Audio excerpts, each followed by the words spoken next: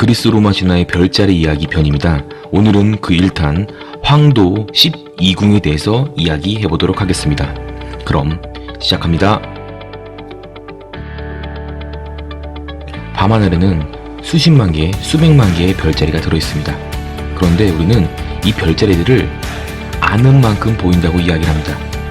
왜냐하면 전 몇 개를 연결시켜 놓고 그 안에 스토리를 담고 이야기를 담고 있기 때문입니다. 오늘은 그 첫 번째 황도 12궁 대표적인 이야기를 해보도록 하겠습니다. 여러분이 별자리 운세를 찾아보실 때 12가지의 별자리 나오잖아요. 그게 바로 이 황도 12궁입니다. 자, 그럼 대표적인 용어를 알아야 되는데 한번 가정해 봅시다. 지금은요, 로마 시대, 그리스 시대고요. 지금처럼 빛이, 전구가, 형광등이, LED가 없는 시대였습니다. 그러면 껌껌한 밤하에 태양이 뜬다면 그 태양은 정말 눈에 잘 보일 겁니다. 그리고 기억에 오래 남을 겁니다. 자, 한번 보겠습니다. 자, 태양은 이렇게 뜨고 지나갑니다. 그런데 이것이 반복되다 보면 우리는 아마 알 겁니다. 아, 태양은 하나의 길로만 다니고 있다. 즉, 태양이 다니는 길, 그 선을 우리는 황도라고 부릅니다. 복수가 아니고요. 바로 태양이 지나는 길을 우리는 황도라고 부릅니다. 그런데 하나 더 보시면요. 태양이 바로 뜨기 전에 우리 눈앞에 보이는 별자리가 있습니다. 지금 보시는 별자리는 물고기 자리인데 이번 달에는 태양이 뜨기 바로 전에 있더니 어느 순간부터 이 별자리는 한 달에 일정 양만큼 이동을 하기 시작하는 겁니다. 그렇다면 우리는 이렇게 이해할 수 있습니다. 아, 태양이 다니는 길을 따라서 별자리가 태양을 따라다니는구나 라고 그렇게 이해를 하겠지만 저게 12개 정도가 태양이 다니는 길을 따라다닌다 라고 생각을 해보면 아, 원래 12개의 별자리가 있는데 그 별자리를 태양이 다니는구나 라고 이야기를 할 겁니다. 그것이 바로 황도가 다니는 길에 있는 황도 길에 있는 12개의 별, 바로 황도 12궁이라고 불립니다. 자, 이것이 바로 그 유명한 황도 12궁이고요. 이제는 외우지 말고 우리는 알 수 있습니다. 태양이 다니는 길, 즉 황도에 12개의 별자리가 자리 잡고 있고 이 별자리를 이어서 태양은 다니고 있다 라고 이야기할 수 있습니다. 그리고 태양이라는 이것을 의인화시켜서 신격화시켜서 우리는 헬리오스라는 이름을 불렀고요. 이 헬리오스가 태양마차, 황금마차, 태양마차를 타고 이 길을 따라서 한 바퀴 돌고 있구나 라고 이해를 했었다고 생각하시면 더욱 쉽게 이해할 수 있습니다. 그럼 태양의 신 헬리오스부터 새벽의 신 에오스, 달의 여신 셀레네를 간단하게 설명드리도록 하겠습니다. 우선 이 신과 여신들은요, 남매지간입니다. 그리고 낮, 새벽, 밤으로 연결되는 그 시간들을 의인화시킨 신들입니다. 우선 헬리오스는요, 태양의 신인데 우리는 아폴론이 태양의 신을 알고 있잖아요. 근데 요 다음에 나오는 이야기로 들으시면 이제 왜 바뀌었는지 스토리가 있습니다. 달의 여신도 마찬가지고요. 우선 헬리오스는요, 우리가 가장 유명한 걸로 알고 있는 태양 탐사선 나사에서 만든 헬리오스2라는 게 너무나도 유명합니다. 그리고 새벽의 신 에오스는요, 당연히 새벽이 성스럽기도 하고요. 사진이 가장 잘 찍힌다고 해서 캐논에서 만든 에오스, 이오스 카메라가 있습니다. 그리고 셀레네와 엔디미온 얘기를 좀 드릴 건데 이 셀레네가 사랑한 남자가 바로 엔디미온인데요. 엔디미온은 제우스한테 셀레네가 부탁을 해서 잠을 자게 만듭니다. 당연히 셀레네는 밤의 여신, 달의 여신이니까요. 동굴에 가둬놓고 엔디미온은 잠만 자고 둘이 사랑을 나누어서 50여 명의 자녀가 있다고 합니다.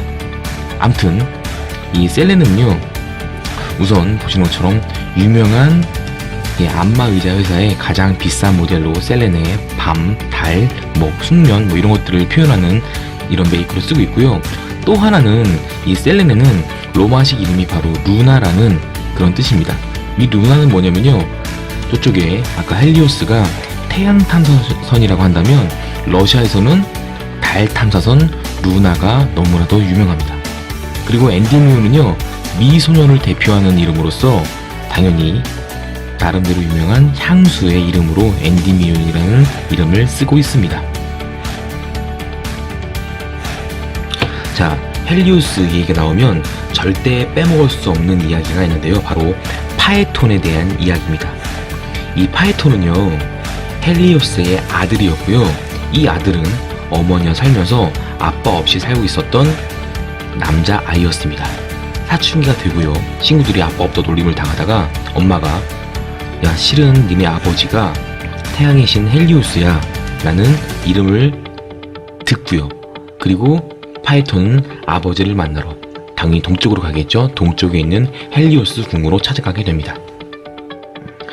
파에톤은 아버지를 만났고 헬리오스를 만났고, 헬리오스는 너무나 대견해서 파에톤한테 내가 너의 소원을 하나 들어주겠다 라고 이야기를 합니다. 그때 파에톤은 다른 걸 좀 얘기했으면 좋겠는데, 하필이면 아버지 저 단 하루만 아버지가 모시는 저 황금 마차, 태양 마차를 끌어보고 싶어요 라고 이야기합니다. 이 약속을 거절하지 못했고요. 그래서 결국은 파에톤은 이 태양 마차를 타고 아까 여러분이 보셨던 황도 12궁을 돌게 됩니다. 그때 헬리오스는 이 파에톤한테 이런 얘기를 합니다. 마차가 다니는 길로만 다녀야 된다. 그리고 가는 길에 무서운 사자, 전갈 등이 있으니까 절대 고삐를 놓치면 안 된다 라고 이야기를 합니다.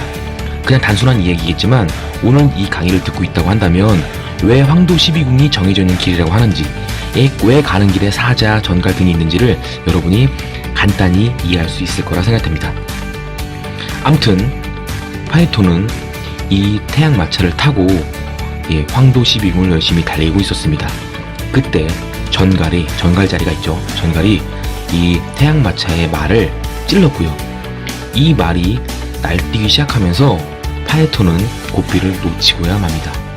그래서 이 태양 마차는 여기저기 막 다니면서 땅을 한번 훑고 지나갔고요. 그 땅은 아프리카의 사막이 되었고, 그리고 에티오피아의 사람들은 그것을 보고 있다가 타서 흑인이 되었다고 이야기를 합니다. 아무튼 이대로 두면 지구가 위험해질 것 같으니까 제우스는 번개를 때렸고요. 이 번개를 마차를 맞고 파에톤은 떨어져 죽었다고 합니다. 그래서 파에톤의 추락이라는 유명한 그림들이 너무나도 많습니다. 자, 보시는 것처럼 이 스토리를 통해서, 파에톤의 스토리 통해서 사막이 만들어진 이야기도 그 당시 사람들은 자녀들한테 혹은 학생들한테 이야기할 수 있었고요. 흑인이 만들어진 이야기도 설명할 수 있었고, 이때를 계기로 제우스는 헬리오스한테 이제 당신들은 안 되겠다, 내 아들, 딸한테 맡겨야겠다 라고 해서 태양의 신은 아폴론으로, 달의 여신은 아르테미스로 바꿨다는 이야기가 있습니다. 실제로는 그 이후에는 헬리오스와 아테네는 하나의 신이 그냥 연결되었다고 이해하시면 좋을 것 같습니다. 하나 더 말씀을 드리면, 경주월드에 파에톤이라고 하는 청룡열차 같은 것이 있는데, 이거 한번 시간 되시면 꼭 가보시길 바랍니다. 이 이야기 알고 가시면요, 이 파에톤으로 가는 입구부터 시작해서 이 파에톤의 스토리가 연결되어 있다고 하고요. 왜 경주월드의 파에톤이 이렇게 날뛰는지, 떨어지는지, 혼란스러운지를 이해하고 타시면 좀 더 재미있을 것 같습니다. 하나 더 말씀을 드리면, 이 파에톤은요, 로마 시대에 타로 카드에서도 나오고요. 이를 타로 카드 7번에서 바로 이게 파에톤이라고 이야기합니다. 근데 이 타로 카드에 관심이 좀 있으신 분들은 보시면 이 7번 타로 카드는요, 약간은 긍정적으로 보면 이 파에톤이 인간으로서 신이 할 수 있는 일을 도전했다는 그 긍정적인 의미를 볼 수 있고요. 혹은 나쁜 걸로는 자신의 능력 밖의 일을 했다는 그런 의미가 될 수 있습니다. 아무튼 요거까지 아시면 좋은 상식이 될 것 같습니다. 자, 그리스 로마 신화 별자리 3부작이고요. 오늘은 첫 번째 황도 12궁을 이야기했습니다. 다음 시간에는요, 하늘의 별자리 중에서 가장 눈에 잘 보인다고 하는 오리온 자리와 북두칠성에 대해서 실제로 하늘에 찾아보고 거기 관련된 이야기들을 살짝 재미있게 이야기해 보도록 하겠습니다. 짧지만 간단하게 이해해 주시면 여러분과 여러분 자녀, 그리고 이 자녀를 보시면, 이 이야기를 들으시면서 하늘을 보고 이야기하고 추억을 만들고 낭만을 통해서 학습을 할 수 있을 거라 생각이 됩니다. 구독하기, 좋아요, 알림 설정 부탁드리겠습니다. 감사합니다.